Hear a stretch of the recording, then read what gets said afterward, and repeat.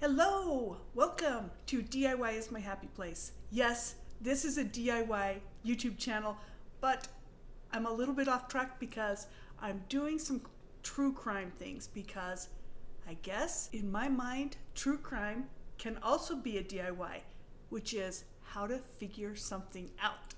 This is my third video about the Lori Vallow Daybell case, and if you're not interested in true crime, go find a craft video because I have plenty of those. I really have had so much fun making a lot of different DIYs over the years, so there's plenty of that. The idea is, the only reason why I'm doing this is because of my own interests. I know it's a little bit of a stretch, but nonetheless, I have something I want to say. First of all, as I was looking at the testimony that's been happening in the trial today for Lori Vallow Daybell, I was astounded. I think there might be, today's testimony might have a smoking gun, and that is huge. And here, I have a reason why. So I want to explain the psychology behind my ideas and the theories that I have, why things are going the way they are. Anyway, I follow the behavior panel and I follow a few other true crimers. And so I'm talking about body language, what I saw when I was in the courtroom, and then also my theory about what's happening, what transpires, not only in this case, but in other cases like it. So I just wanted to see if anybody else has the same idea, mindset as me. And that has to do with when people who the majority of the public believe are criminals, when they get off. In other words, jurors don't indict them the way that we think they should be as a general public. And I want to talk about how I finally came to the conclusion of how that happens. And I'm not a therapist. I would love to have a therapist look at this and give their opinion, but here's mine. Okay. I started following true crime probably a lot at the same time as the rest of you, and that was when we were watching a regular program on TV, and all of a sudden our programming got cut into a big chase that was happening with the O.J. Simpson. Now, if you're old enough to remember those days, it kind of took us all in. The whole chase with the Bronco and all of that. And then as evidence was coming out, we were kind of privy to all of this evidence, more than I had really known previously. And it felt like, from the general public's perspective, this was a slam dunk case. Now, I know there was a whole issue of race which played a big part in this in the 80s. And that is not what I want to talk about here at all. I don't want race to be part of my conversation because I think there's something that's even broader than the race factor in some of these cases. And that's what I'm interested in right now. Not to say race didn't play a factor in the O.J. Simpson trial, but I'm saying I think that there was another factor that sometimes we don't necessarily talk about, but I have a feeling it was a big part, and that is charisma. I think OJ has charisma. I want to talk about how charisma can influence a jury's decision. You think about it, if a person has charisma and they play a really good chess game, they can be the queen bee. Now, there's been other cases that I believe charisma played a part in the decisions. Casey Anthony is another one that I think had charisma to spare. And there's a way that jurors can be manipulated in those situations. And certainly, I believe Lori Vallow has charisma. And here's my thought process. After I posted my videos, I just put a couple up last week, and I've had so many people message me. And they're saying, well, how do you come to this idea? Okay, let me back up a little bit. before I went to the actual trial, before I went to see it in person for myself, I had a very strong opinion about this case. I started following this way back. My brother sent me a text early on that said, look at this, there's these 2 kids that are missing, this is interesting. And I started following Lori's kids when they were missing way back. And I remember thinking, this one's different than most cases where there's missing kids, because usually there's a parent that took them if it's like that big of an age gap, or maybe someone, there could be some trafficking, or maybe it has to do with a depressed person that ran away or whatever. It just seemed like none of those things fit into this one, so it was very interesting. So I started following it long ago. Then when Nate Eaton went to Hawaii, and there was the interview of saying, where are your kids? Where are your kids? And anyway, so I have followed this from day one. If you don't know, there's lots of recaps, lots of places you can get a recap about this story. But I had an opinion, a very strong opinion about the guilt of Lori and Chad. And then as more and more evidence was made known to the general public, I was like, it just affirmed my idea, my mindset of how, yep, 100% she's guilty. They're guilty. No one goes to Hawaii when their kids are missing. And then when they found the bodies buried on Chad's property, I'm like, yep, see, I was right all along. She's guilty. And so, again, I want to get to that charisma factor. Once I went into the courtroom, number one, it was one of the worst days of the trial because it was devastating. They were talking all about the children and how they found the bodies and whatever. So awful. And having been in that courtroom, it was the first time that I saw a little tiny bit in my own heart and mind and ideas, I guess, of how that charisma factor can manipulate you. And I always feel like I'm not one that can be manipulated by it. No way. I would never be manipulated by it. And yet, I felt myself getting pulled in. As crazy as that sounds, I could feel myself getting pulled in. Now, realizing that I know more than any of those jurors, so I say, because they haven't been following it. So they haven't seen all the stuff that I've seen. And so even knowing that, I still could feel myself being drawn in. It's kind of like a mosquito when there's a light and they just can't help themselves. They go to the light and they get zapped. And I feel like there's a part of some criminals where they can be that.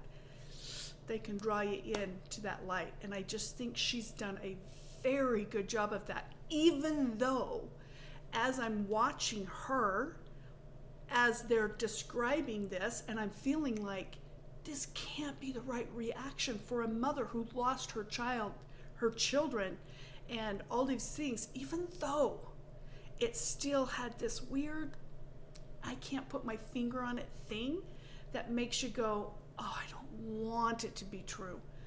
I don't want it to be true about her. She looks like a nice lady, and when she's happy, she lights up the room, and all of us want to have happy. So we want to fall for it. You want to fall for it. And so after my one day at the trial, I've been thinking about it, and it's almost, it's been 3 or 4 days now, and I'm like trying to wrap my brain around it. Like, how can I have been being pulled into that direction when I know I have these strong feelings against that? How is that possible? And I realized, oh man, it does happen. I think there's a lot of guilty people who get off from their guilt because of charisma. And there's a lot of innocent people who don't have charisma who get convicted. And I don't know what the answer is to solve that issue, but I do think it is an issue. And so all weekend I've been just stressing about it. Like, what if that happens? What if just one juror decides, yeah, I'm not convicting her. I'm not convicting her. And she gets away with it because of that feeling that happens, this psychological thing that happens to people. I don't know. So let me give you a couple of things that will help, well, I don't know, hopefully uplift. I think that you can say all you want to say about this judge and these attorneys that are handling this case, but I will say this. I found out a couple of things that are not known to the general public, and I got an inside track because of my connection while I was there. I was making some connections, but here's what I found out. The judge is on to her. Like, he knows she is flirting with everybody and people fall for it. Let's just say that. I'm not saying the judge knows. I'm assuming the judge knows because this is what I found out. When Lori is being transported to and from the courthouse, she's being transported. None of us see this because it's all behind the scenes, but she apparently, from a good source, she's being transported in a wheelchair. Why is she being transported in a wheelchair? So she cannot control the situation. And even when she gets into an elevator, let's say they put her on the elevator to take her to wherever, because we're on the 4th floor, to take her to whatever floor she needs to go to, apparently she's not with the general public, number one, but whoever she's with, there's going to be guards and security and whatever who she's trying to manipulate. Of course she's trying to manipulate them. So she is turned into the corner whenever she's in an elevator, so she can't be looking at who's in the elevator. And then, she's in a wheelchair so that, there's some more control. But I'm telling you, just from me, if you saw my previous video, when I was coming out of the garage and came face to face and she was looking at me, I don't know. She's doing all she can to observe every single person, see who will lock eyes with her, and see what she can do to manipulate them. I believe that. I believe she's trying to manipulate everybody, and I think she's very good at it, and I think she has the possibility of winning the contest, so to speak, with whoever she sees. She has a very good chance of winning it.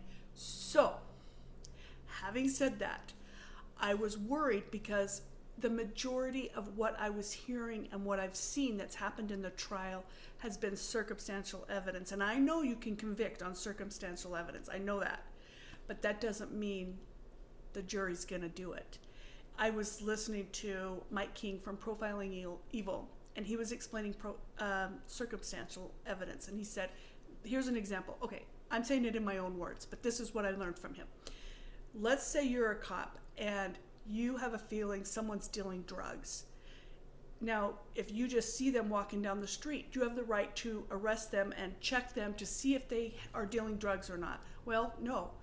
But if there's different circumstantial evidence that piles up, then it can become enough to investigate. So let's say you're walking down the street. And so one circumstantial evidence thing, 2, 3, 4, there might be 4, let's say there's 4 circumstantial evidence things. That's enough to check. So let's say you're walking down the street, somebody's walking down the street and you think, I bet you they're a drug dealer. Well, that's not quite enough. But if you're walking down the street and you see it's 100 degrees outside and that person's wearing a trench coat, then you might go, circumstance number 1, that's kind of like off a little bit. Still not probably enough. Number 2, let's say you're walking down the street, they've got a trench coat, and they're going past an elementary school. And you think, all of a sudden they're talking to kids, and they hand a bag of something. You see them hand off something. Now there's, you see what I'm saying? So circumstances, there can be different things that will add up that you go, 1 and 1 and 1 and 1 makes 4. There you go. It doesn't have to be like 100% proof. A lot of circumstance together makes 100% proof. So, circumstantial case. That's what I've seen the majority of this be, circumstantial case.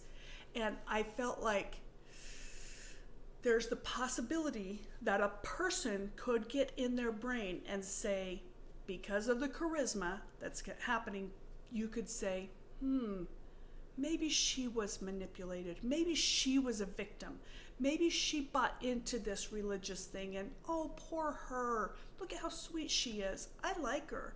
I'm going to throw all the blame at Chad and I'm going to let her walk because poor her. She was victimized and even had to, like, believe in the zombie thing or whatever. I think it's possible. I think it's possible that that could happen. And that scares me a lot. But luckily, today, this morning, there was that DNA hair sample that they left us with the cliffhanger on Thursday. We didn't know what that was going to be. We knew there was a hair. We didn't know whose.